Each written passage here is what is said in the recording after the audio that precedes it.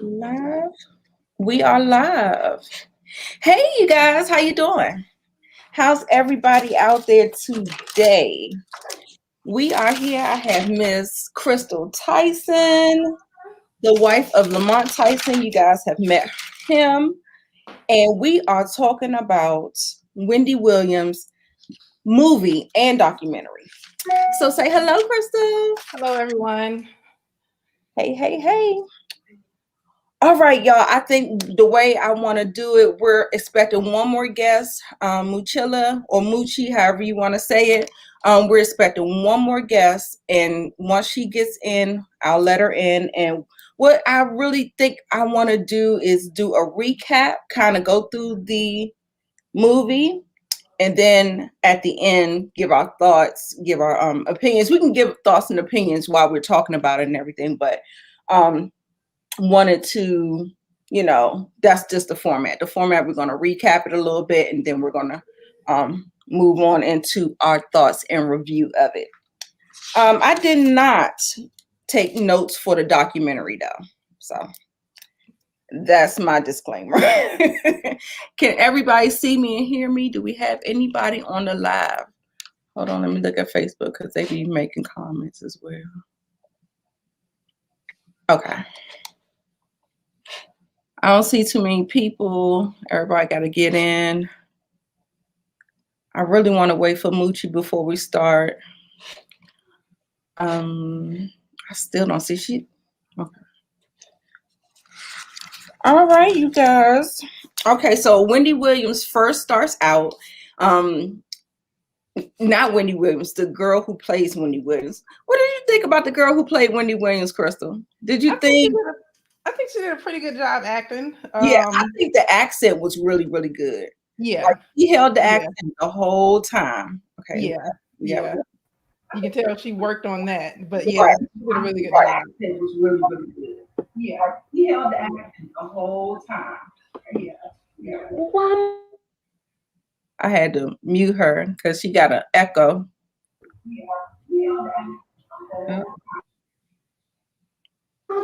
Can you see us? Hey.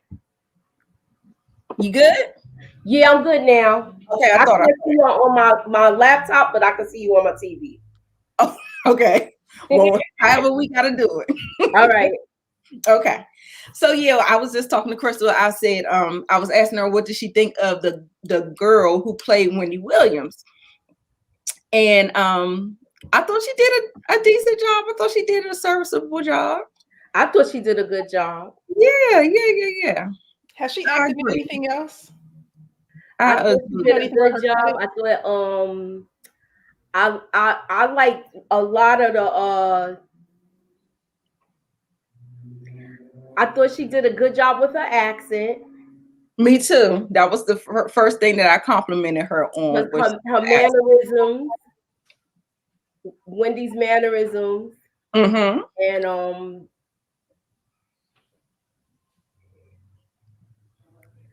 I'm trying to. I really, really, really, you know what? I just felt like they should have aged her because I felt like, didn't I just say we was going to recap it and then we were going to talk about the, okay. Yeah. So we're going to recap. We're going to go through the recap. I just wanted to see what you thought about the girl who played Wendy Williams. So we'll get right into it. We come in starting in New Jersey, 1985. First off the bat, I can remember this in my head, just like she put it, the things that really kind of stick out when your parents put you down for your weight and stuff like that. We start out with that. I had a similar situation. She wasn't even that big. She was just a little on the chubbier side. You know what I'm saying? So they gave her a huge complex with her weight. Anybody want to say anything about that? With her childhood, yeah, they did what they got on her hard about it. They got on her hard about her childhood, about her weight when she was a child, and I thought the party scene was funny when she was a kid with the chair, with the musical chairs. Right. That's the next thing. We go to this birthday party. This white girl is there as the birthday girl, and she totally Karen's out when they're playing musical chairs, and she feels like she's supposed to win because it was her birthday. But Wendy won. And I thought that scene was so funny. And then just to add insult to injury was the fall, because apparently she was too heavy for the chair. She broke the chair. Yeah. Now Yeah, I don't Wendy know. won I and the don't girl see was that a happen. Her mother, the way she booted the girl out the chair, I was cracking up. That was funny to me. Right. But did you, I mean, y'all, for real, the chair gonna break. She ain't Maybe even it was an old chair. They must have bought some cheap furniture then, huh? Right. I was just like, okay, Wendy, are you over exaggerating? Because I don't know. I just didn't get the chair. You know, adults sit in chairs. I'm sure she doesn't weigh more than an adult, but you know, maybe because they were you know, she sat in it really, really hard trying to get the seat or whatever. So whatever. So I thought that was a funny scene too. And I felt like she was a girl that liked to daydream a lot. She was always in her head. She kind of did that to kind of get away from what her parents was putting her through, don't you think? You know, they kept on putting her down and giving her these complex and being self-conscious over her weight. And I felt like she just kind of tuned them out and was trying to like daydream and figure out what she's going to do with her life and stuff like that very early on. Yeah, like she was a very, they had her like as a very spirited child. You see how right before she went to the party, she threw her hand up in the air and said, you know, let's go to the party or whatever she said. Right. So a lot of that stuff, it seems like it kind of rolled off her back when you're looking at her, taking it for face value, but she did internalize a lot of the you know, jokes about her weight and putting her on a diet at an early age. Right. And I think it just highlights how, you know, we have to be careful what we say around kids. I'm sure her parents were very well-meaning at the time, you know, because the world is cruel. You're going to have to deal with a lot of, you know, people calling you names and talking about you. And so I'm sure in their mind, they felt like they were doing what was best for her, telling her you need to lose weight, you need to slim down. But, you know, it also takes a toll. And so we just have to be careful about what we say around kids. And there was I had an incident a couple of weeks ago where someone came over, and it was a little small girl, and the first thing they said was, "Oh, she's a little chunky," you know, and I'm thinking her weight isn't even an issue. Why even bring that up? And the person, you know, was very well-meaning, and you know how you kind of poke fun, but I still kind of, that stood out to me, thinking that is going to play a role in that girl's mind where this is our first time meeting her. And the first thing you say is, "Oh, she's a little chunky," and she, you know, okay, and it's not an issue. Yeah. Yeah. I thought, you know, and that was so important for me when I was bringing up my sister. I never wanted to affect her self-esteem in any kind of way, because she's a chocolate girl. Always told her she was beautiful.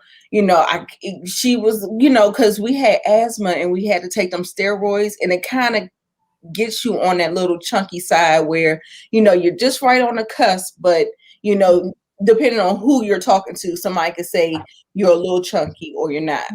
So I was very, very careful when raising her to, you know, keep her self-esteem as high as possible, because I knew that, and I still internalize that now, even after losing almost 100 pounds. I still internalize that, and I still see the fat girl in the mirror. You know what I'm saying? So, and Wendy, she did really good keeping her weight down over all those years and stuff like that. But the weight kept it but down. you told her she kept the weight down.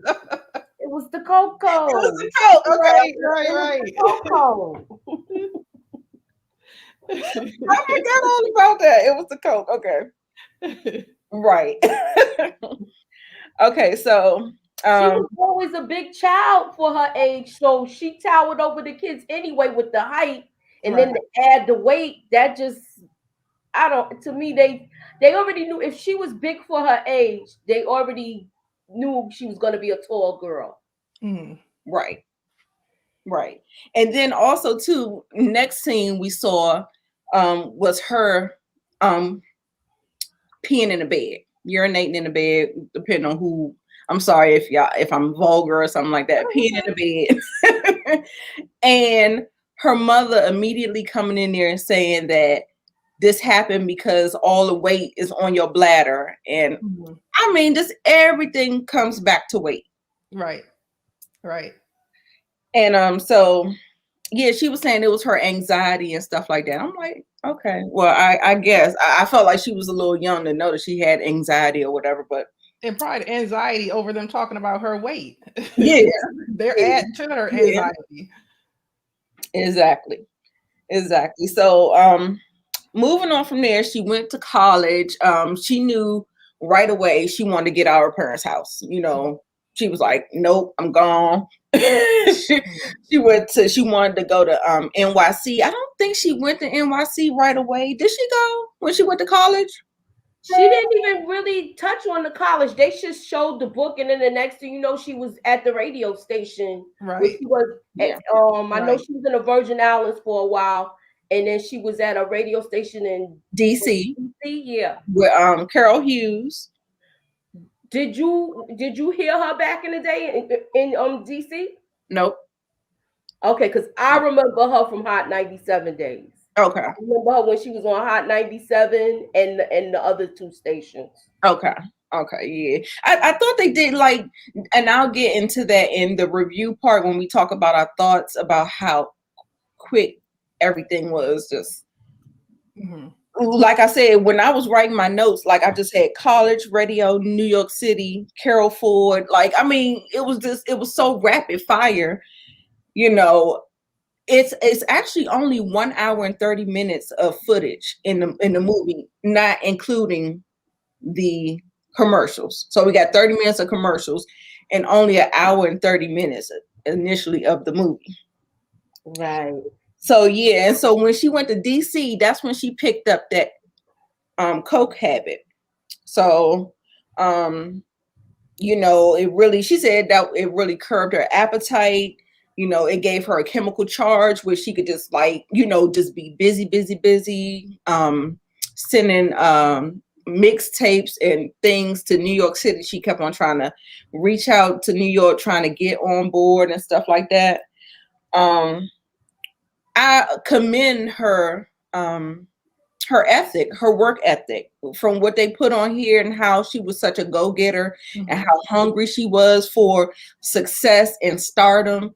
You know what I'm saying? So I was just like, okay, I guess you put in the work. And I really felt like that they could have focused on that a little bit more. She was a go-getter. She also mentioned how throughout her whole time being employed, she was employed. She was not employed for 2 weeks. So she was out of a job for the total of 2 weeks, her whole radio career. Right.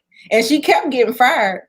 She was suspended, fired. I remember when they took her off the air in Hot 97. Because she just ain't have no filter. But now, in the age of social media, like some people understood, like that guy, he understood. He was like, oh yeah, we like that. We're going to roll with that. You know, I guess he was getting those ratings. I wonder what the ratings are for. She went to Northeast University in Boston. That's the university she went to. Okay. That's what Marcia McCone said. She went to school. Oh, she said she went to school with her sister. Okay. Wow. Then I remember her picking up a gig in New York, and that's where she met Ricky. Right. This is where she met Ricky, y'all. So we got Ricky. No, that was in DC when she met the Was it in DC? Yeah, that was in DC. With Kathy Hughes. Okay. Yeah. Okay, yeah. So it seemed like they didn't like her at that radio station. From the moment she walked in, it looked like it was tension between the girls there. Right. And the persona that I got from Kathy Hughes was that she was not like that. But the fact that they portrayed her like that, I was like, well, I could see it. Because I know sometimes when women get into positions of power, they tend to look their nose down. They tend to get up on their little high horse and all that stuff like that. So maybe it wasn't presented like that, you know, when you see her on TV and when you see her, but maybe that's how she really was. Mhm. So yeah, so we get to Ricky, right? She did this interview with Ricky. Right. You have the picture. I'm about to get it up.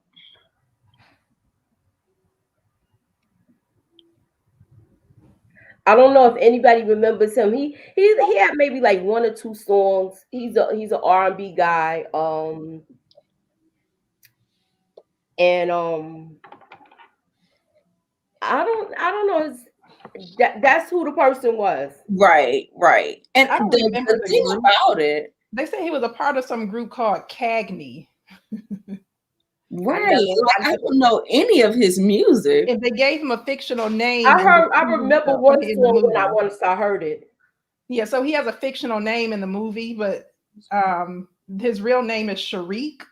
Yes. Yeah. And so she said it was a one-hit wonder, so I guess that's why we don't know who he is or don't remember him. Exactly. Yeah. Okay, sorry about that, y'all. That was Kevin. Yeah, so I forgot, I didn't even hear what you guys were saying, but did y'all? Okay, so they was flirty at the radio station. She was interviewing him. He saw that she was green. Let's just say that. You know, he definitely saw. He was like, you know, she talking about. He asked her how old she is. Old enough. Okay, old enough. So there's that. Hey, Zia. Marcia, do you know these people in the comments, y'all? Yes, I know Marcia. Okay, we'll circle back to the comments, y'all. If I can go back and forth, I'll do that. But just hey, y'all, just I want to just get through this a little bit. So we get back. Mistake number one. Okay, I'm old enough. Mistake number two. You go and a strange man, celebrity, and that's how people get celebrity struck, and that's how bad decisions happen. It happens with younger girls, it happens with older girls, older women. You know what I'm saying? Just the starstruck, the power structure, all of that thing. So she did all of that. He's sitting up here talking about let's go back to my I want to take you to this party, but I gotta go change my clothes. It And seemed so like let's the go back other to people our in the hotel. office knew that it was going to go down too, though. Did you guys get that vibe? Yeah, I got that vibe. I got that he was just like putting on the moves. Basically, that's what I got. I was just like, oh, so then he comes out the shower with just his towel on. That sounds like some Harvey Weinstein, some Rudy Giuliani. Well, Simmons was doing something like that too, you know. Yeah, like they all read the same playbook. He was coming out the room like that too. with CD in the hand. Oh, this is the music I want you to listen to. You know? Right. And then everything drugs together, did they do drugs together? I think he just gave her a drink. But I think she did drugs before she came. She was already nervous when she came in the room. So I guess she had a drink, but she didn't do any of the cocoa with him. I thought she did it before. Like when she was all excited. Yeah, she was like, I'm all excited. We're going to this party. Is it an industry party? So she was green, but I got it right away. I was like, girl, I know he about to set you up for the okie doke. Mm-hmm. But yeah, and it was like I said, it was very, very fast. I guess you don't really want to show that in its totality. So I can understand it being kind of fast paced and stuff like that. But dude, how y'all feel about it? Is this is it believable? Do we believe it? I believe it. I believe it. It's her story. She's telling her story. She's leaving some stuff out, and we'll get to that when we get to some discrepancies with from what we seen that happened once she was on radio. But when we get a little further, I'm gonna mention a little old school tea, if I may. Yes, you may. Yeah, I believe it as well. Yeah, I do too. So basically, the way that they portray her getting past all of this stuff, it really feels like she internalized it. She acts like it never happened. She works harder than ever. She pushes herself a little bit more each time. Each time something happens, every time a setback, every time somebody makes her feel a certain way, it just increases her determination to succeed. So basically, this thing happened. She brushed it off with one of her coworkers. She was like, "Well, didn't you leave with Ricky or something like that?" And so she was just like, "What she say, y'all?" What she said, "Did you leave with Ricky?" And she was like, I think she said, "Yeah, what about it?" or something. She Or said she, something Yeah, like, it "Thank you was for the it opportunity." was something like She that. kind of ignored the fact that she was addressing her in that manner and just said, "I thank you for the opportunity for being here." And so she kept it professional. yeah, okay, because I think She wouldn't have got any support in that regard, because I'm sure they would have thought, oh, well, you were asking for it anyway, mhm, because you ran off with him to his hotel room. So she just right, brushed it off and kept it professional. And like you said, she internalized it, and her way of getting back at them was succeeding. And so she right, just threw herself into the Exactly. work. She internalized it with her own drive to started sending those tapes out and like I'm gonna get out of here. I'm gonna show them. Right. right. And then actually, she mentioned about AIDS and HIV being rampant, and she made sure she got tested. She was negative. She got tested for 4 months to make sure.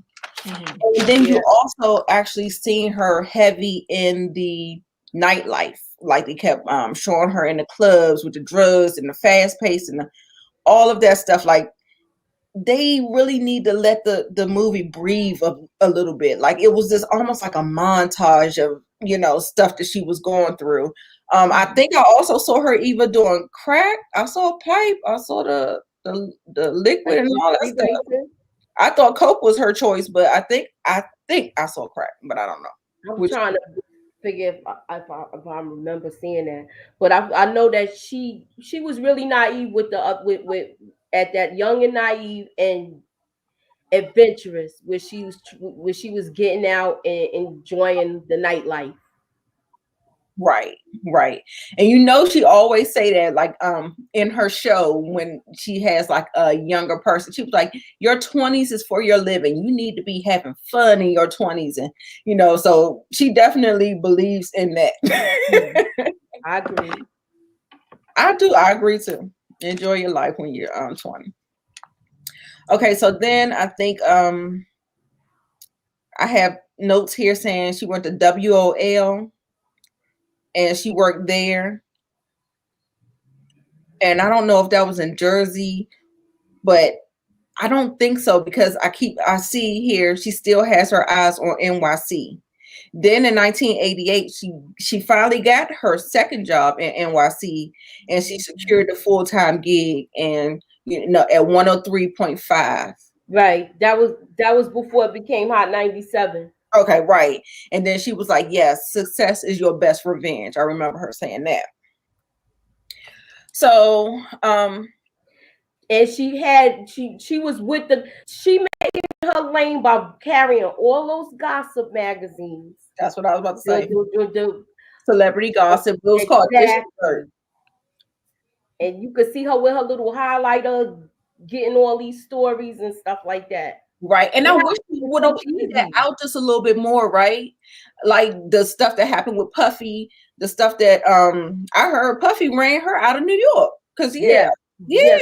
Yeah, So that's I wish they would have played more into that and let us know a little bit they, more how that they worked. didn't play into. That's the part. I was like, I thought they was gonna play more into how Puffy ran her out of New York, and it wasn't only because of the total story. So she probably trying to make it. It was that gay story where she said a gay Exactly. yeah. It was. That's when Wendy had a website up, and this is before Twitter, Instagram, YouTube, all of that. She used to have a website, and she used to tell you to go to her website. Right. If not that many people had home computers back then, but you could go to her website and see different stories and stuff like that she would talk about. Well, I don't even think it was live. She would just like, it would be stuff you would read and things like that. Right, almost like a tattletale, like a Inquirer or something like that, like a B. Scott, that type of thing. Right, and like she do the blind item. I thought she was gonna cover on that, but she did something like the blind item when she was talking about the when they showed her doing the morning show in New York. When she used to do a blind item, which she used to talk about celebrities and don't mention their names, and you'd be like, "Oh, I know who this person is." Right, right. And this is another one where basically she was climbing the ranks, and another montage of her success, kind of going through it. She got a couple of spreads in magazines. She was named Queen of New York Radio. So she's really making a name for herself and getting out there, right? I think outside of New York, I can remember. She was making a name for herself, and she was rubbing elbows with the hip hop artists. Right. In comes Eric B. and Rakim, right? Yeah, he was with Eric B. because he was doing all of the DJ parties and stuff. Right. So once she started getting involved with him, that was a mess. I said, girl, you let this man run your credit up, mess up your credit, knock her up. She had an abortion. I said, oh my Lord. He kept that car where they had a warrant out for it. Hello.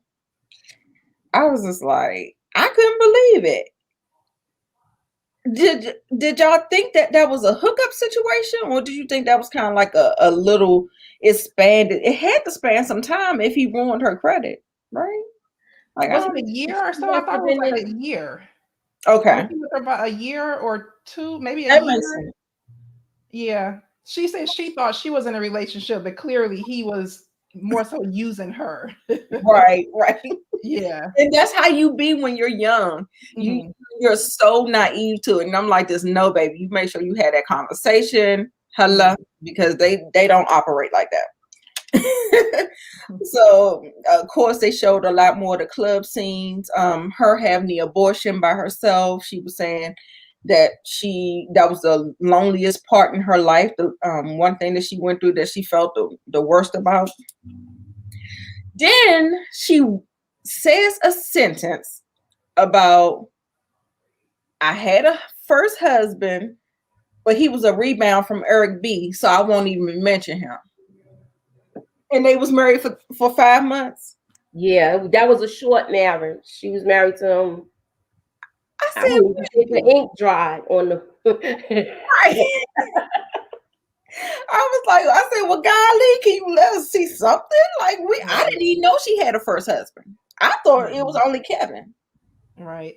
So when they mentioned that in the movie, I tried to Google to see like who he was or what was going on in the relationship. I couldn't find much, but I did see that he mentioned that the reason why they ended up splitting up was because she was into that party in life and would stay out some nights and not come home, and he felt like she was cheating around on him, which kind of fits, I guess. If she was in that nightlife and on the rebound from Eric B, then why not? Yeah. Okay, so then we move on to Mr. Kevin Hunter. Somebody gives her a match thing, and it has Kevin's number in there.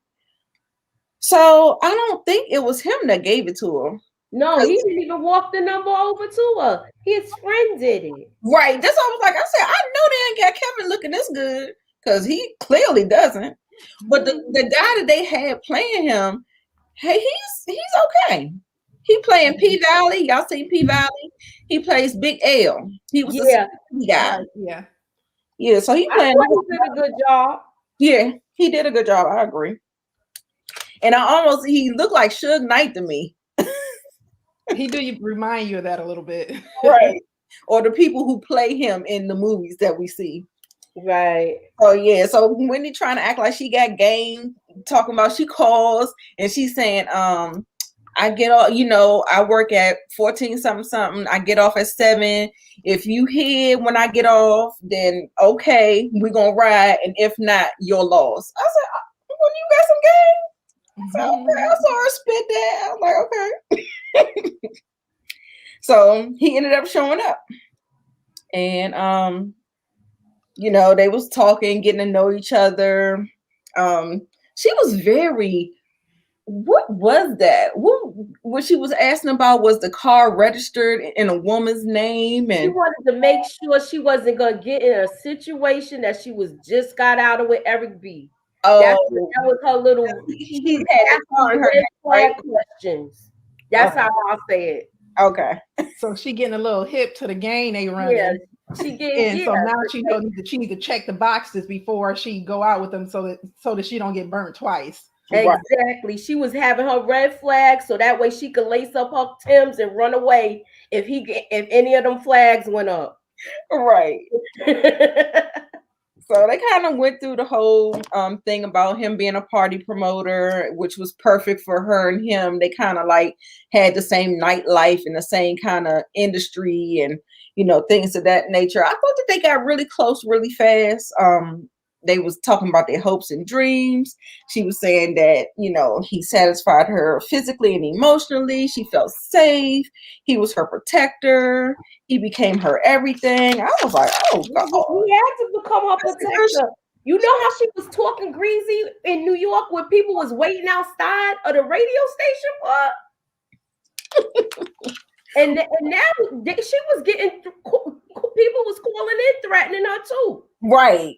It was like a whole lot of commotion. So hey Tim, how you doing? That brings us to Total, right, y'all? Yes. Right. Then these girls they look hood AF, right? I was like, they look like they gonna put the smack down on Wendy. And they were standing at the door. Is that when? No, she was still with Skeletor, right? She wasn't with Charlamagne. Yeah, she was Skeletor then. Yeah. And so, you know, Skeletor wasn't going out there. Right. That whole thing was just crazy. Mooch, you want to talk about that a little bit more? Because I've been running my mouth. Well, you know how the incident started. One of them was dating Missy Elliott. Oh.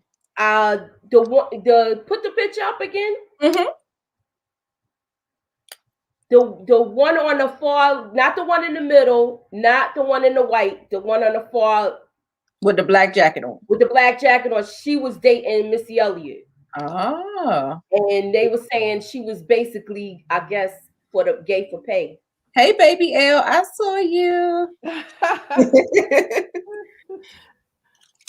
So yeah, they was out there trying to do some damage, but you know, and then it's so much stuff. Like when we get into the cons and what I didn't like about it, they didn't do Whitney, they didn't do Omarosa, like the most. I thought they was gonna do the Whitney Houston interview. I don't know. Have you guys heard that interview? I have, yeah. That's what I said. It was infamous, and that's how I like the Omarosa too. I wanted them to do that too. Touch on that. Boy, that was a mess. She touched on that in the documentary. To that. But even though she touched on the Total thing, so I found out about that from her talking about it on her show, if I'm not mistaken. Yeah, saying that they were they had money. Yeah, but even the scene that they rolled out in the movie was just so kind of superficial. And if I didn't know the backstory, I wouldn't have known what was happening. Right. And the way he just showed up and cleared everything and ran and grabbed her and said, "Are you okay?" And it's like, did it really happen like that? Right. That just seemed like over the top. Right. Exactly. Well, if she wasn't coming out, I know that happened because she talked about that years ago. She talked about that when she went to BLS. Yeah, how they dramatized it in the movie just seemed very over the top. It didn't. Right. It didn't read real. It didn't seem. It was like almost real. My knight in shining armor. I was like, girl, no. So maybe she just had tunnel vision on what he was doing, and that's what it looked like to her. But setting the whole scene up, that just seemed. It didn't seem right. Oh, you think it was exaggerated, Crystal? Well, I think from her perspective, because she can only say what she saw. And if Right. you were about to get jumped and all you saw was your man racing to you to come save you, that was played very well. Right. Because he showed it, he jumped out the car out of nowhere, just cleared them, and they got back in the car that easy. Like, Right. Like they just disappeared like he had a gun or something. yeah. So they saw him, they scampered and got right back in the car. He ran up to her, grabbed her, snatched her up, and said, "Are you okay? And come on, let's go." And it was just the PG version. It was too simple. Right. Oh yeah, I skipped over some parts. Okay, so when they were getting to know each other and she's falling head over heels, she told him about her eating disorder. She said that she wanted to have surgery. She wanted these huge, huge boobs. He described him as a thug with a heart of gold. Okay. Then she came back to the radio station talking about the plastic surgery she had. And you remember they suspended her for 2 weeks for that.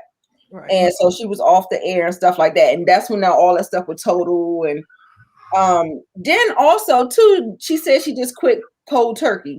And she was going through her closets, throwing stuff away and all of that. I don't know if that's how that works. I don't think so, but I'm gonna just let her have that. Yeah, we talked about Puffy. We talked about Total. Okay, then she found out she was like 7 weeks pregnant. And then she lost the baby. She was sitting on the toilet and she saw blood. And so she figured she lost the baby. She told the people on the radio. And like I said, they don't give, well, they did with one of them. They gave her some time to grieve and breathe with the ramifications of her losing her 5-month pregnancy, her second one, the one where the baby was stillborn and she still had to push it out and all that stuff. I'm like, that is horrible. Horrible. Yeah, that was sad. That was sad.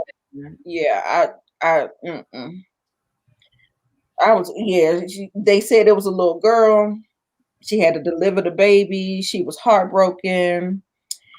So Kevin said that, maybe God isn't trying to bless us because we haven't made the union official. So he proposes to her, I guess, and they get married for real.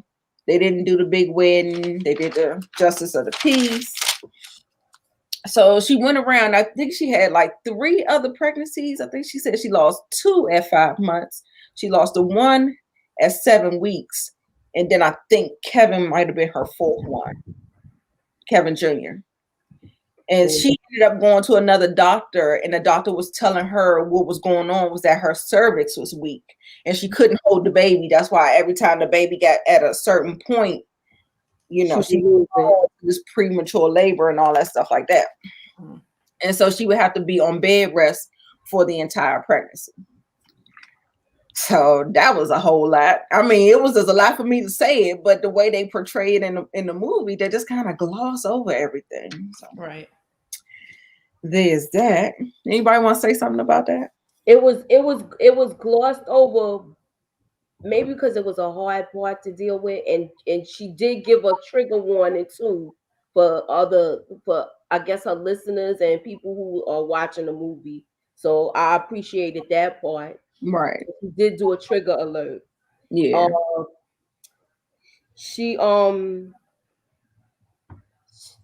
That part was really sad, especially the part where she talked about how she had to push the baby out. Yeah. That would be unbearable for me. I wouldn't have been right no more. Yeah, and she talked about how she thought she was being punished. I don't know if you mentioned that. Thought she was being punished for the abortion that she had early on. Yeah. That and talking about people, she said too. Right. Mm-hmm. Right. Yeah. And I'm sure people were cruel at the time. Everyone, empathizes with her or sympathizes for her. But I'm sure at the time people were saying that's why that happened and taunting her and just being cruel and nasty. Mm-hmm. Yeah. So when she got pregnant and with Kevin, she worked the whole pregnancy in her bed on bed rest. She did not get up for more than 5 minutes at a time. I guess that was go to the bathroom, brush her teeth, go to the bathroom, stuff like that. She said she gained 103 pounds. How do you gain 103 pounds for a 7-pound baby on average? The baby weighed 7 pounds. How in the world? I mean, I understand you in the bed all day. Yeah. I think Girl, average weight I gain guess is she like wasn't doing between, that coke no more, so she ain't had the appetite suppressant. So That's one thing. yeah. So safe weight gain is between And she wasn't 25 to moving. 35 pounds. right, And 100 and something pounds, that's dangerous. right. And they never showed her looking that big. Mm-mm. Like even when she had the baby, that's what I thought. I thought that they didn't do a good job in aging her because Wendy changed over the years. She might have started out looking like that, but over time, baby, she was not looking like that. So, I felt like they really could have aged her a little bit. They could have put her, when she found out about Kevin, when he was in that back room talking to Sharina, she didn't look big then, like postpartum, because the baby was in the bassinet or something like that, and it was a small baby. I know you ain't lose 103 pounds that fast, so they could have did a better job putting maybe a fat suit on her, like something to make her look a little bigger or something. Mm-hmm. But that's just a little nitpick or whatever. Well, I was saying that too when they showed her. She didn't look like she had lymphedema towards the end. Right. That's what I said. I felt like that they really skipped over all of the things that she went through. Even when she passed out when the Statue of Liberty, I think she was already dealing with something. She had what's that thing to make your eyeballs bulge out a little bit? Thyroid. She had a thyroid condition. Right. And so I feel like they didn't I think she had a lot of little medical issues with her. Yeah. Right. So that one is, she had Graves' disease. Okay. That's it. Yeah. So so when she confronted him about him cheating, he's complaining. He was like, "Oh, she's nobody. We hadn't had sex over a year." She's like, yeah, because I'm trying to grow your baby." You know what I'm saying? And then she kept having miscarriage after miscarriage after miscarriage. So I could assume that there was little to no sex life because you have to heal from that. Right. Even though she kept getting pregnant. So eventually, I guess when they got back to getting together, she get pregnant again. And so that's time. That's over time that your partner isn't getting sex. And I don't know if you're taking care of them or whatever, but not only that, but it also takes an emotional and psychological toll. So people are dealing with depression and all the other issues that comes along with it. And so I'm sure there was a lot of strain within the relationship. So she's trying to deal and recover from it, and I'm sure he's affected by it as well. And so that's another component to. I wish we would have saw that. You know what I'm saying? Exactly. And then the whole turn of him cheating. But I guess it would make her look like in the best light. You know what I'm saying? Almost like, it was because of this and, giving him an excuse for what he did or something like that. So maybe she didn't want to portray it that way. But I just thought it'll be more realistic to see, what all was going on instead of all of a sudden this chick just pops up and we just like, oh, we here right now. I didn't even know it happened that early. Yes, he was with his mistress for almost 10 years. I still don't feel like that math adds up. That baby was a baby in the bassinet. Was that somebody else? I think that wasn't the same person that he that wasn't now. Yeah, that was that girl named Nikki. I know there was another girl named Nikki. Yeah, it was another girl. Okay. Remember the girl that she followed? Okay. That's who that was, I think, because that's when she followed that female the first time when she was talking about having a private eye on speed dial. Yeah. Okay. I don't know why I thought it was just the same woman. No, that was somebody different. He was with her for like 10 years. Sharina, the last one. Right. Yeah. So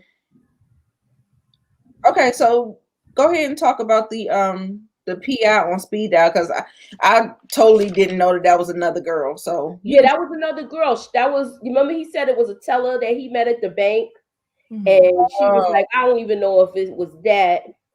And then that's when she was having all the issues with getting the death threats and stuff. So he threw her up how, look, I'm protecting you and this and that, and telling her how she's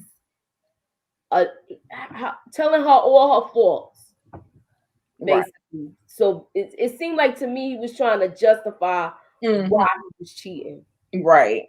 Right. And on here I also had that she was taking pictures of her. She was getting ready to confront her. She got out the car and she was like, no, I can't do that because it's never the woman's fault. It's the man's fault. So she got back in the car. She confronted him. And then she had all these STD. It's always funny how every time she say that he was cheating, she found out he was cheating or she got raped, that she would go get tested and stuff like that, which I hope that's the case, but I'm just saying it's just funny how, you pick and choose what you put out there, but she made sure she put that out there. And she said she wanted the IUD, no more kids. She want the long one, the 10-year IUD. I said, oh, I guess so, because every time she would have sex, it seemed like she would pop up pregnant. So that might have been the best thing for you to do. And Marcia says she was messing around. He was messing around with her for 16 years. Wow, that sounds more like a long time, yo. Yeah, that sounds more like it. Because like I said, when everything started breaking, it was like Kevin was like right at the end of high school. He might have been a junior or a senior getting ready to move into college. So if that's what I'm saying, it seemed like the timeline had to be about 16, 17 years. It was a long time. So basically they was like sister wives because that was a whole relationship. Like, God, 16 years. Good God. Okay, so I think she knew about it longer than what she was saying. She knew about it before the tabloids and the blogs got wind of it. Right. And she just she kept it under wraps because it wasn't public knowledge yet. Right. And then once it started getting public knowledge, she was kind of skipping around and didn't want to really address it. Now, what she said was like after the first time that he cheated, she made a mental note of that and started plotting on how to come out of the marriage successfully. Oh, and she ended up I guess she ended up taking her eye off the ball. Okay. So basically, she felt like he was probably going to continue to cheat, and she was preparing herself or setting herself up to be able to leave later. Right, but she got that job. And then I think she just got comfortable, and probably I think then she got comfortable and just kind of probably forgot about the fact that she was supposed to be plotting. How do you plot for 10 years? I think she was waiting for her kid to grow up. Yeah, that's another part of it. I can only imagine what that child, that her son went through with he's in school and this is all going on, and in college at that, with midterms and tests and people talking. Mm-hmm. That's a lot for a kid to handle. But it still seemed like Sharina kind of snuck up on her. So after the first infidelity that he had, she was supposed to be plotting and taking notes and having an investigator kind of keep tabs on him. Mm-hmm. And then this whole thing with Sharina popped up. She didn't know about the house that he had bought and all that other stuff. So that's when she said she had let her, she had taken her eye off the ball. Right. She was writing a book. She was blowing up. And so that was her distraction from Kevin. And Kevin, right. Her work was her distraction. Mm-hmm. And she probably had some other kind of social life as well too, because they was doing at that time those parties in New York with Mr. C. She was doing the parties in New York where she was hosting them. Right. She was doing those kind of things. Yeah. And then she talked to this guy in the car, and she was saying she wanted a TV gig, and he was like, I'm gonna call you tomorrow with a number and you're gonna take it. She was making all these demands, which she could, because her track record, she has a track record. So, you know, I think Kevin was trying to wait for her to get the best deal that she could. He didn't want her to be like The View on some, he wanted her to be by herself. And so that was the reason why he was holding out. Like I said, she said she wrote the book and she didn't know if it was going to be successful. She told him she was going to write about the affair. So maybe the blogs and everybody did know that he was cheating, because she said she put in the book. Yeah, that was the first book. I don't know if y'all know the first book. She it's with her holding the microphone. I think it's called I forgot the name of the book. Does anybody know the name of the book? Put it in the chat. Yeah, but that was still his first affair, right? Or what we know of to be his first affair. Yeah, right. Yeah, and then while they were, I have in here my notes that she blew up. She was moving on to celebrity interviews. It says Charlamagne confirmed who the chick was. So this must have been the Sharina trip. Yes, that was his. He knew her from North Carolina, I think. South Carolina. Right. Oh, South Carolina. That's right. Then she was rising in the ranks. Everybody was happy. Kevin got more brazen with his cheating. He actually looked a little abusive. He seemed like he was verbally. Yeah, and the way he slammed that Rolex, was it a Rolex? Yeah, that was a Rolex. Yeah, I was like, oh, are we dealing with some anger issues here? So, I didn't know. Yeah, so they say he was verbally abusive and also would talk to her any kind of way around other people. So other people would witness him treating her in that manner. Right. The whole staff. So you see how they had her whole staff look like they were afraid of him as well. Mm-hmm. So who knows what was going on in that office? Can you imagine working in a place where your boss and her spouse are getting into verbal arguments all the time, and the spouse pops up and just changed the atmosphere in the room? That had to be a mess. Right. And like I always say, if you could do that in public, imagine doing behind closed doors. Right. If he talked to her that dirty in public, who knows what's going on behind. But she said he wasn't abusive towards her. Right. In a documentary, she said. I don't know. Do y'all believe that? I don't know. I don't think so. I think the arm broke when she said it in the documentary about her arm being broken, and she broke her arm like it was her fault. I was side-eyeing that one. Yeah, I did too. Like when it actually happened in real time, I was like, she was in a sling and everything. I was like, oh. And again, if he's that verbally abusive. Yeah, but you could see he was, though, the way they showed it. He was verbally abusive to her. He seemed like he was a bully. Right. Yeah. Almost like that Suge personality type. Okay, so then one day I don't know if this was his good friend, this dude named Ryan came and they had this conversation, and she was asking, who is she? Is he in California? He said, no, he's in Miami. And then I think he said with Nikki, but then I heard somebody say Sharina. That's the same person. Yeah, that was her. They called her Nikki. That was her nickname. Okay. Yeah, and that's what I think when Charlamagne said it, he was saying something about the two different names. So I was kind of confused because I didn't know whether or not Nikki was the first affair that he had, or okay.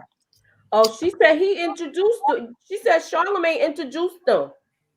Right, and you remember how they were saying how at a certain point he didn't want her hanging around with certain people. He didn't want that because certain people knew his dirt. So he wanted to make sure he kept them separate. Yeah, he isolated her too. He was isolating her too. Right, absolutely. And that's usually what abusers do. Abusers and cheaters do. So she asked for the address, and somehow he broke man code. Like I said, I don't even know who this guy was, but he had to be somebody. He knew the address. She walked up and saw that big house, and her mouth was on the floor. He told everything though. He's like, she's walking around the house like she owns things, serving Henny and wings and this and that. He basically spilled the beans. Mhm. Right. I was like, dang. I said that's probably why he tried to isolate her, to be honest. Of course. And she glued the mailbox shut. She spray painting. I'd have been like this, you hoe. She talking about Kevin and Wendy forever. I said, girl, shut up. I was like, I was laughing at that part though. I was cracking up. I said, Wendy. I said, girl. Oh my God. Look, can you picture her doing that though? I can't picture her getting out there running and doing that. Me neither. They not themselves, so she probably was liable to do anything. I can, at the time though, it doesn't seem like her health was all that great. So her lurking and running up to doors and doing all this other stuff, I can't picture it. But like you say, I guess if in that situation, she's going to get strength from anywhere. Right. It would be at that time, right? That was a mess. It was so funny to me. I was like, I put on there, she lost it for a minute. Yeah. But wasn't it also a time when she had their cars repossessed or sent back to the? Yeah, when she was doing a divorce. Yeah, that wasn't. Show that. Yeah, that was when she had the powwow with her sister. I know she came on her show saying she had like a sit down with her sister and it was somebody else. I don't remember who the person was. And then that's how they figured they was devising a game plan with her divorce. Mm-hmm. Thanks, Marcia. The name of the book is The Wendy Williams Experience. That was her first book. That you remember you asked Mooch? Yes. Okay, so then after she left Sharina in his house, first of all, he purchased the house in his business name. I wrote that. Then she confronted Kevin, and then he said, "You lucky you didn't get arrested." I said, "Oh, oh, he real out with it now." He was just like brazen, like really bold with it at this point. He's like, at this point, I'm getting away with whatever now. At this point. Exactly, because men respond with consequences. If there are no consequences in place, then baby, they're gonna keep on doing it because they know you ain't going nowhere. And it was getting worse and worse as the time goes. Yeah, yeah. Then she started drinking really, really bad, and then oh my God, that's why I'm not getting I'm kind of questioning the cold turkey part. You can't tell me she probably wasn't taking a little here and there. Right. Then y'all look, we get this moment.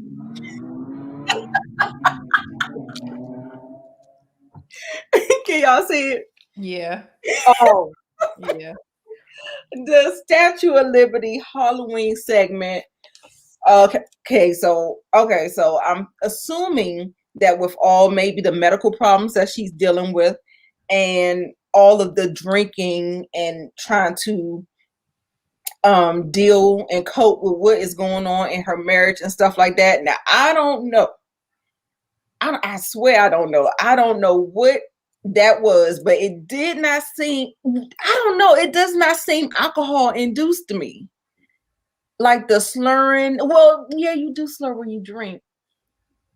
She was like, the first caress. I mean, it was like she was switching words up and I don't know, but all I know is the girl did a good job. And my question is this: put a statue if you saw the original pass out and the one that the actress did. If you thought that it was on point, I can't even get it out. Put a statue if you know that if you saw both pass outs and when you think they were both on point. Did she do an accurate job? If you think she did an accurate job, put a statue in the chat. I think she did. I swear to God, I think she did. And you know, the funny thing about that happening, like, I don't know. You know how Suzanne stands so close to her? She is actually on the stage with her. I'm trying to figure out how in the hell they just, I mean, she looked like she was in distress. I don't understand how they just let her fall like that.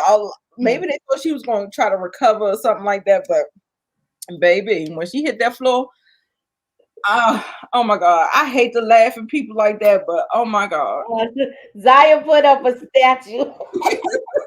Yeah, the thing is, when you see it, you that's one of those moments where you hold your breath and you don't laugh until you realize they're okay. Right. When she came back, I was like, "Oh shoot!" I was like, "Is this real?" I'm trying to figure out. I think when I know I was home when I saw it because I remember talking to somebody. Like I was like, "Yo, did you see that?" And what I'm like, was it real? Because it's Halloween, so I'm thinking it might be like some kind of joke or something. Right, like a stunt in the show. Yeah. But you know what? She came back and she said that wasn't a stunt; it was for real. So I mean, that I guess speaks to her work ethic. Even after all that, having that scare, she just brushed it off, sat back down, and closed out the show. That's So one thing I can tell. If she was using alcohol, that sobered her up. Oh yeah, right. You know how like that? Like, oh, I gotta get myself together, and I just how real fast. Didn't do that. Talking about she got overheated. I said, girl, that daggone studio is freezing cold. Like I want to know what she was seeing, the way her eyes did, the way she did her eyes. Like what? Like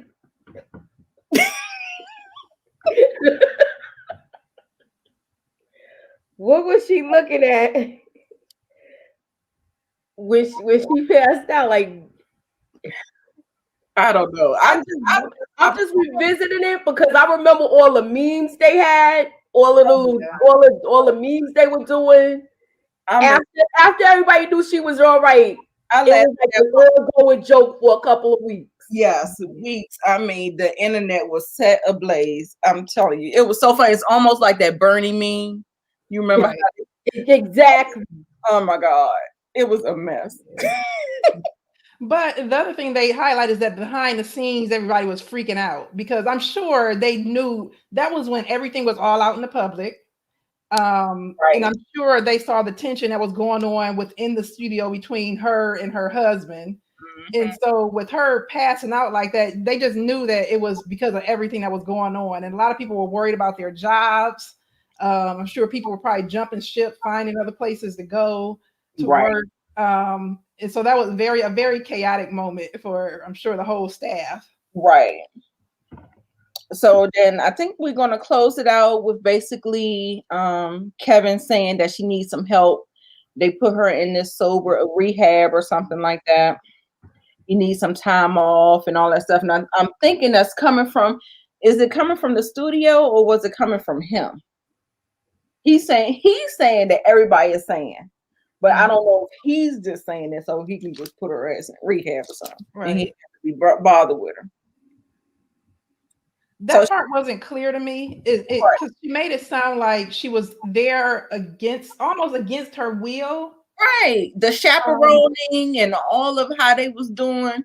Yeah, like somebody else was controlling things. So I'm assuming that maybe Kevin had his hand in it controlling how long she was there and things like that. But maybe she was also contractually obligated to do it because of whatever is going on with the studio. Right. But you remember when he came in after she said she wanted a divorce, she found out the girl was pregnant and stuff. And she said, what is he doing here? He said he has control over your medical something. Yeah, he was a medical guardian or something like that. Right. A medical proxy, yeah. Don't you do it? That means she still must have been in a place that she couldn't sign herself out of. Right, because they didn't. It was up to him. In the right mind space and stuff. So when you're not coherent, you have people doing stuff for you. Yeah. So then she tries to get access to TV, telephone. She was like, I know some headlines I need to stay on top of. Then she was talking to the orderly, and she was like, "This, don't your mother? Ain't she a fan?" And next thing you know, she had a whole bag of magazines, cell phone, everything. Right. And she was able to finagle that though. That was I was surprised with that. That he was able to finagle that where he basically had her where she wasn't even seeing what was going on in the outside world. Right. And that's when she found out that she was pregnant, right? Isn't Right. that when she saw the picture? Yeah, I think that's why he made her check into the rehab. Mm-hmm. That's crazy. That's scary. Can you imagine? As I said, get your own feds or water, especially if you attached to somebody that you don't like, girl. No, ma'am. Yeah. So Then the bodyguards that she had too, they wasn't even letting her talk on the phone or anything in the car, nothing. Right. And do you remember how she just jumped out the car to get to this meeting or something? And he was saying, I think he was saying the person in the car was saying that we don't think you're in the right headspace. We're about to take you back to the sober living place. And she jumped out that damn car and she started running. She started running to get to that meeting. And she had her team assembled for her divorce. And like we said, she always bounces back. And I guess that's the way she wanted her story portrayed. Outside of everything else that happened, I mean, we kind of still living it, and I mean, we experienced it because it's been so public and stuff like that. But that's a little bit like where the story kind of ends. You know, she gets on there, then Wendy Williams like, "What are you doing? Y'all do how you do? What are you doing?" I don't know how to do. How you do? My thing is this: what he thought was going to happen. He thought he was going to still stay married to her with all of this going on. It sounds like he was still trying to work his way back into it. Put her in the rehab. Have her where she has no outside communication. Like, what was his plans? Right. It was like, to me, was you trying to make her go crazy or make her where she hurts herself? Yeah. So that's scary in itself. That somebody would do something like that to their wife. Instead of going, you already at this point, you know, you already gonna get money from the divorce. Right. What she did. Right. Yeah, I don't know how much he get, y'all. How much he get? I think it's undisclosed $2,000 a month or something.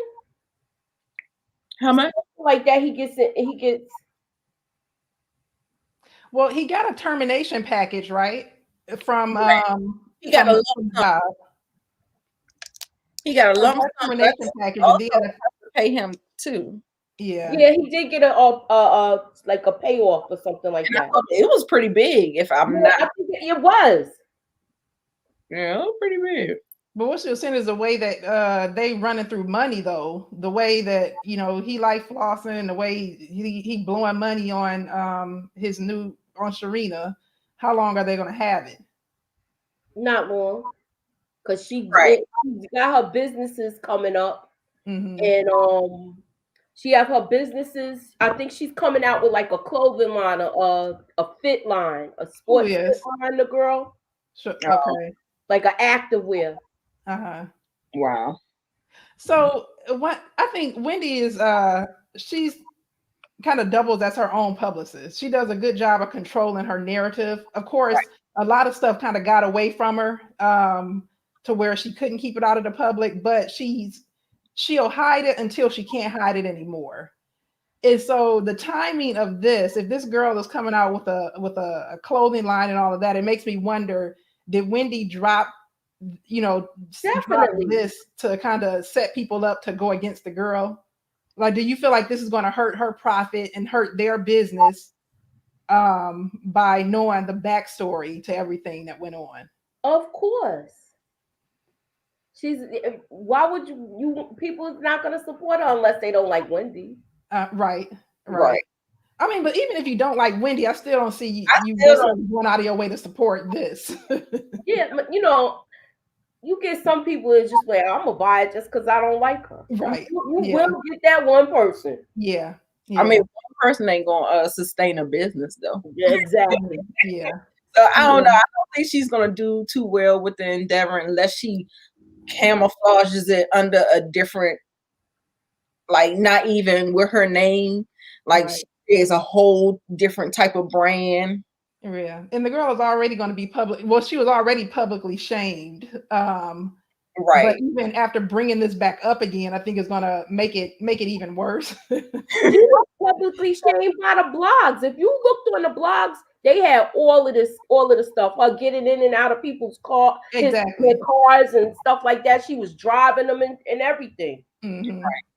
Yeah. And that's at that time, that was at the time Wendy was staying quiet about it. Right. And holding up her ring saying she is still married. Right. Right. Yeah.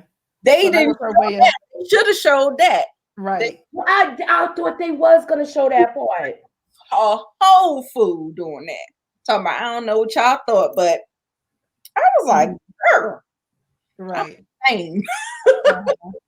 But that was her way of, like you said, plotting behind the scenes. She didn't want to tip him off. Right. She was doing, making moves behind the scene. Yeah.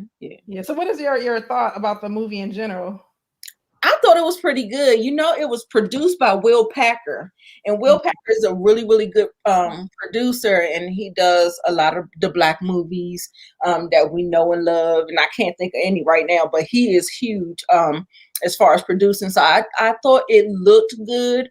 I thought it flowed good. I just thought it could have.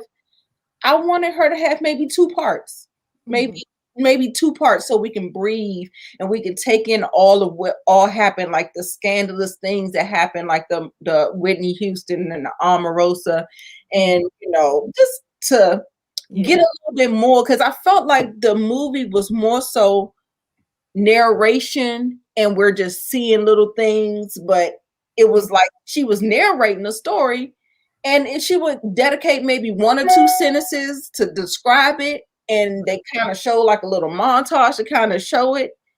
And I just felt like we just wanted more. That's all. Yeah. And I thought it was more like I call it like a little puff piece or fluff piece, where it was kind of like a superficial overview of what went on in her life, with the little vignettes acting out different scenes of her life. But it definitely didn't go in depth. She did a lot of living. How old is she? In like her 50s or 60s?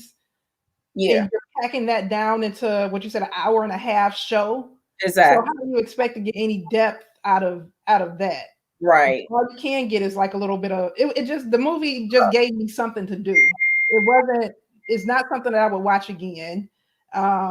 And again, it's a lot of stuff going on behind the scenes that were underdeveloped in the movie or weren't included at all. Right. So the fact that she left out, how do you feel about her leaving out her son? I thought that was tasteful.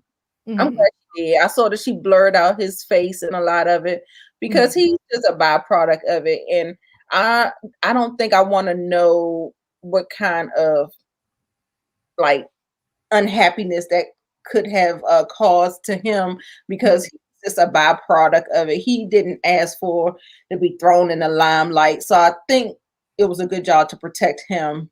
I understand the reason behind it, but I still think there's a way to involve it or include her son without kind of making him look bad or kind of shedding too much light on him. Because if motherhood was such a big part of her life, she wanted to be a mother so bad, and to not even cover any of that. Yeah, I didn't even being a mother. Like I saw a big Kevin holding him.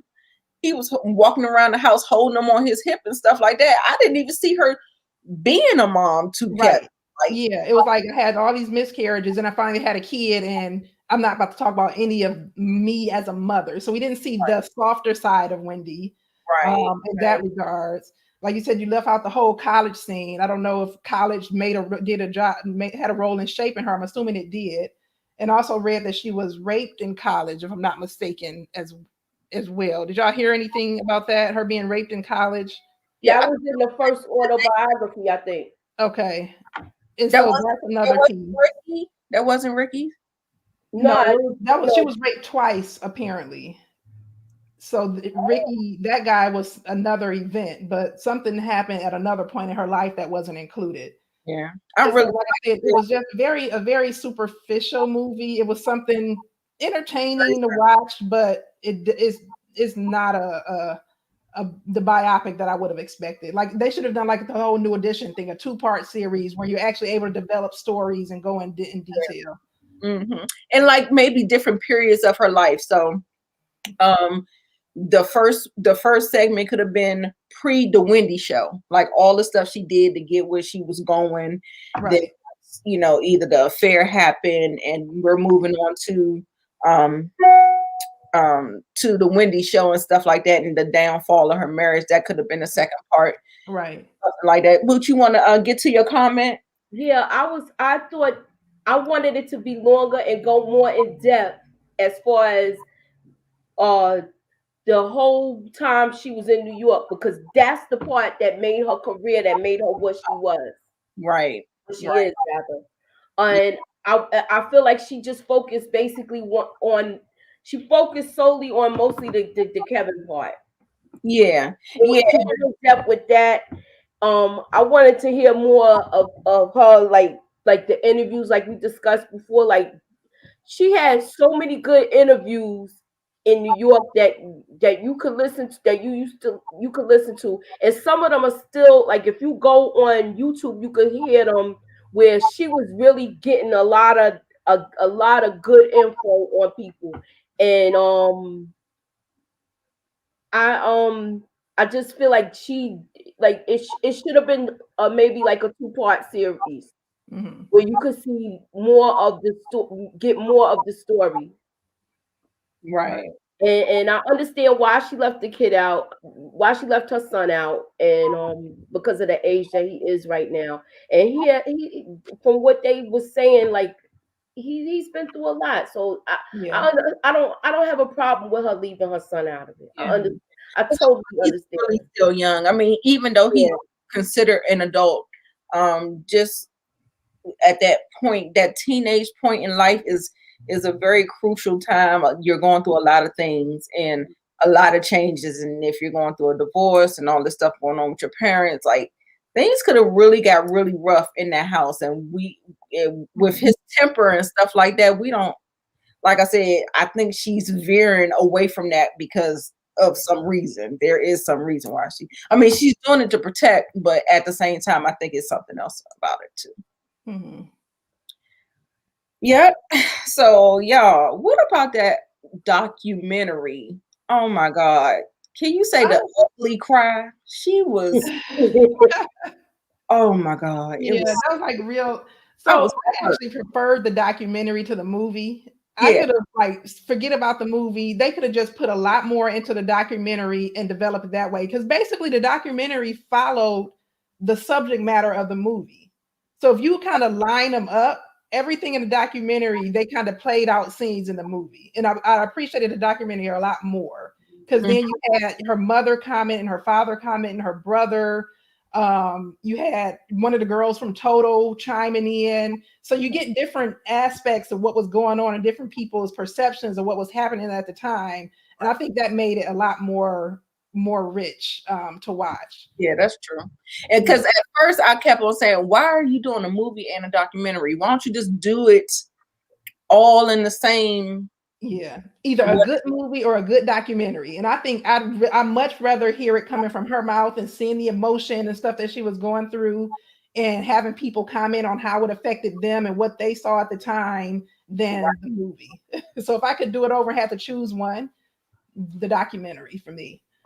Right. And I was just like, a lot of times, like we're sitting up here, like I felt like she dedicated a lot of that movie towards her toxic marriage and not enough of her success and her what all she has, like, don't give him all that. She needs to take her power back. Right. Up there, I'm watching her. She's still breaking down. I understand, still being hurt and stuff like that, but I still feel like she is not over it. Mm-hmm. Not over it. I mean, it depends on when. She was married to for 20-something years, right? Yeah, 22. I think 22 or 23. Not gonna get on when her interview was shot. So if you want to interview her now, so maybe that interview was back, when it was still a lot rawer than it is now. Mm-hmm. But if you were to talk to her now, she might not be as emotional as she was back then. Yeah, I mean, she looked like she was through the ringer. Yeah. And she know how she kept on trying to tell the cameraman to kind of cut, let me get myself together. Yeah. They kept that camera right on her. I was like, yeah. Well, you got the real emotion. Right. All of it. you're wrong. So I did like, don't like that she's in pain, but I think that added some truth to what was happening. It made it seem more real. Yeah, and it wanted you to be empathetic towards her too as well. Yeah. So because if she came on there and just blew it off like she wasn't affected, that's a bunch of BS. But the fact that she's on there, crying and stuff like that, that makes it a lot more believable. Yeah. And the other thing, the parallel between, so I think Charlemagne is the one who commented that the representation of Kelvin, if in the movie he was this knight in shining armor and he came off as this great guy, that it wasn't a real depiction of who he was. The movie, and I guess this is her perception, but in the movie he was this great guy. She sprinkled a little. She tried to. But when you listen to the documentary of other people's accounts of their interactions with him, completely different. Yeah, completely different than how she portrayed it or how he was portrayed in the movie. 22 years. Thanks, Marcia. 22 years she gave him. Okay. Yeah, so that's why I think the documentary was a lot better, because Kelvin was a lot different based on other people's account in the documentary than she didn't want. He already looked like a villain in the movie, but she didn't want him to look that bad. It seemed like she was trying to, like, I'm gonna make you look bad, but not that bad. Y'all, what do y'all think? Do y'all think his intentions were pure when he first initially got to her? Like, did he know that she was on the rise? Did you think that there was something predatory about, not predatory, but something about how he was clout chasing? He was ready to kind of go along for the ride. I'm like, saying, if she was as loud and out there as they say she was, he knew what he was kind of getting into. Thank you for the donation, Zia, I forget. Yeah, so I definitely think he was in on it or trying to go along for the ride. Opportunist. That's the word I'm looking for, because like I said, I don't know, but the way the same way that Ricky kind of saw her for who she was, like, she green, I can, have my way with her. For some reason, I felt like there was something about that. I mean, it seemed genuine at first. It seemed very genuine, but as time went on, it just felt like something was like, I was like, hey, you really mess with her like that? I agree with you. Yeah. Well, at that point, he was like, I'm not gonna stop my gravy train. Marcia said a sweet big bully. Right. She said a thug with a heart of gold. Those were her words, not all. I was just like, okay. Yes. Yeah, but I agree. I think it was some genuineness in the beginning, but I still think probably what attracted him to her was the flash and the lights and the money, that she was on her come up. And over time, he just kind of checked out the marriage and was just using her for the money. Yeah. She said, Melissa says, according to Miss Jones on her podcast, she said he told her she was on his come up. Yeah, he already let her know what it was. She was in a sense. Yeah. Thank you. Okay, what else we got? Oh, that's you. Every time he did wrong and she found out, he was sweet on her with the "I love you and I'm going to take care of you." Yeah, that manipulation. Yeah, that you need her in that little bubble. But once he did it over and over again, and he figured that wasn't nothing gonna happen, there was no consequence to his actions, then I think all of that lovey-dovey stuff went out the window. Yeah, because he was like, I got her now. I don't gotta be nice anymore. Exactly. So do you think if she never got married, Do you being think pregnant? they would still be together? I mean, if she never got pregnant, that they would still be together? Probably. Because you gotta look at it at the part at the money part.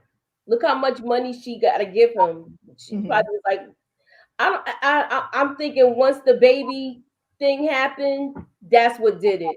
Yeah.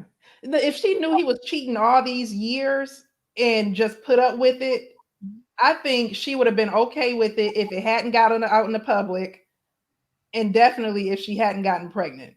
Right. That the baby was the hard full stop.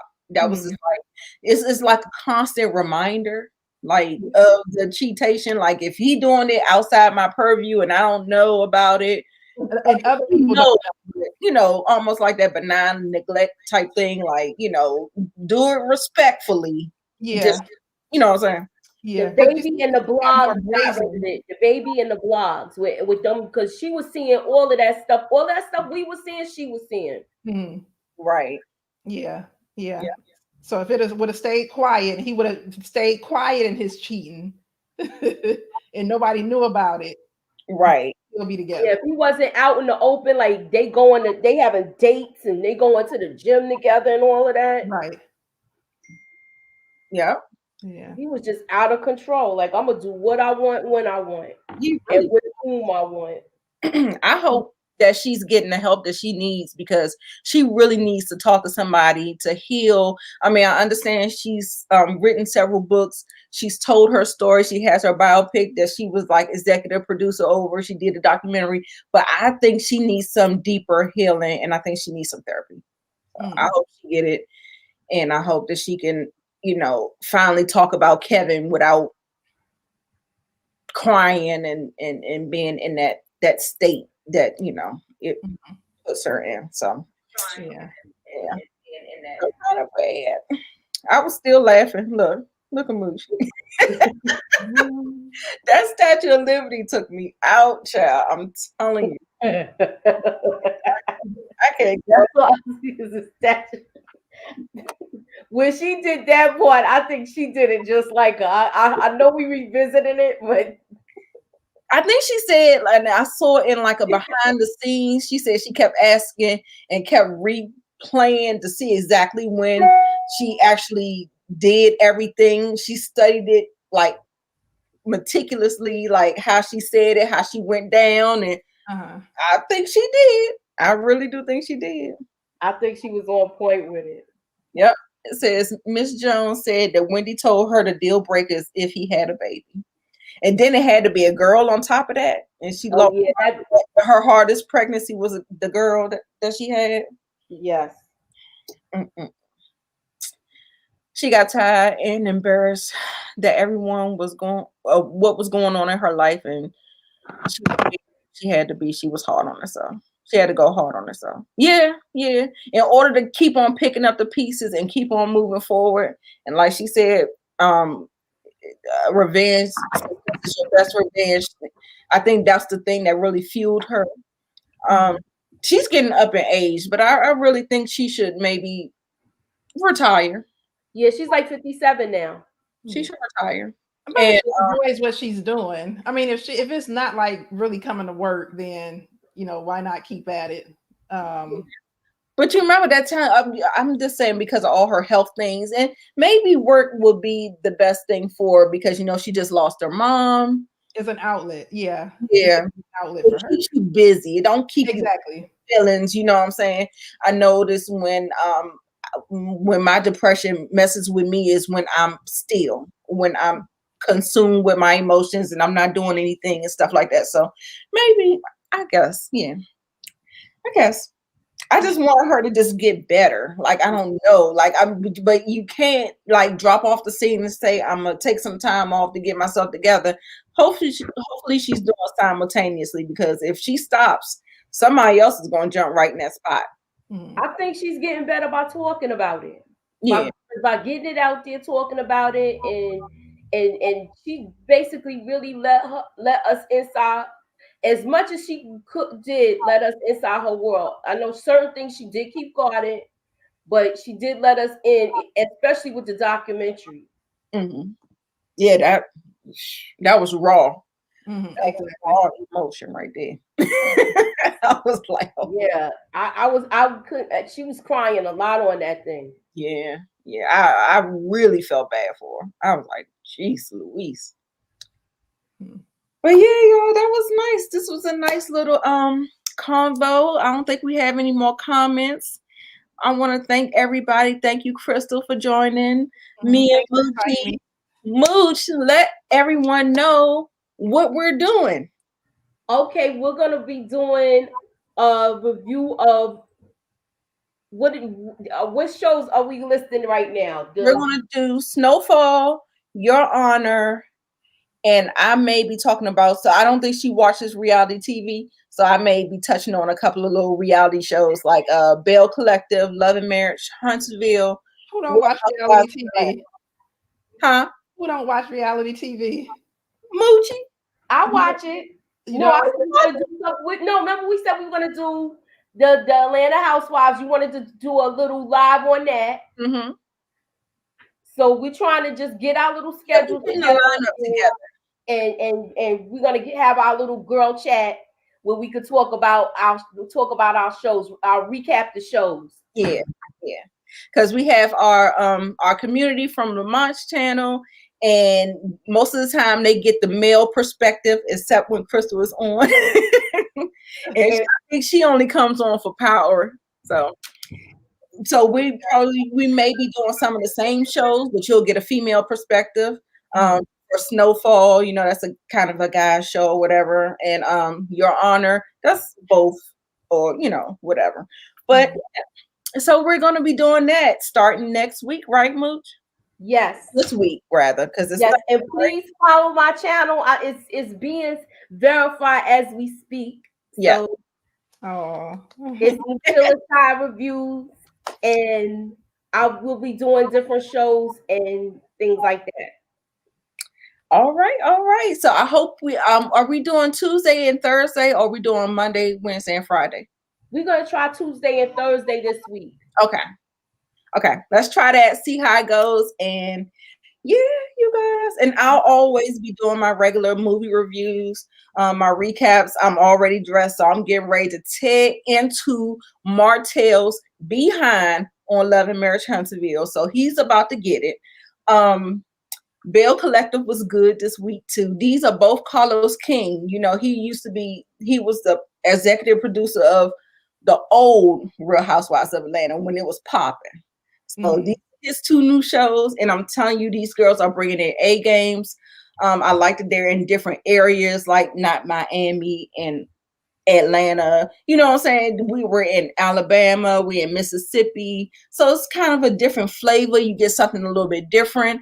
I like that he includes plus size women. We got darker women. We're not all looking at the same, I just love the diversity of it. And, so I'm really loving just seeing a new group of girls and a new group of couples that are kind of finding their way, and y'all need to watch it. If y'all don't have no reality recommendation, the recommendation from me is Bell Collective and Love and Marriage Huntsville. They both come on the OWN network, and you can find the episodes on YouTube too. So. But yeah, I'm excited you guys want to talk about in the chat. Yeah, make sure you DM us, follow me on Twitter, follow me on Instagram, DM us, and we can include different topics, because it's about you guys. Like, we're trying to build a community. All of us are trying to just talk and get our opinions out there and stuff like that. So that's the way we get to do that. So you make sure you follow us, you make sure you DM us, ask us to, talk about different topics. We may bring you on the show if you want to be on the show with your opinion. Like, we're going to be doing some things. So, so y'all stay tuned for all of that. And yep, so that's it for us. Thank you, Crystal, one more time. Oh, thank you for inviting me. No problem. And thank you all for joining in, and we will see you in the next video. Bye.